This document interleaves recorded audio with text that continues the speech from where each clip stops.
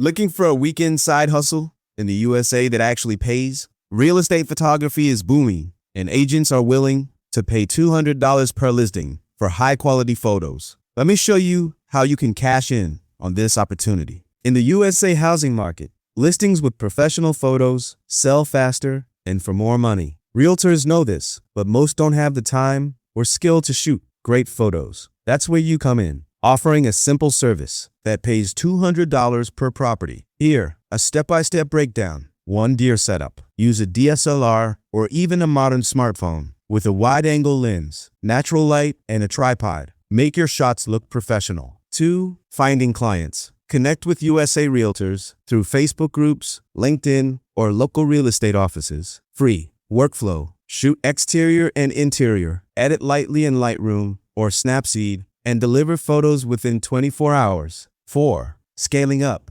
Build relationships with agents. Once they trust you, they will call you for every new listing, turning weekends into steady $200 paydays.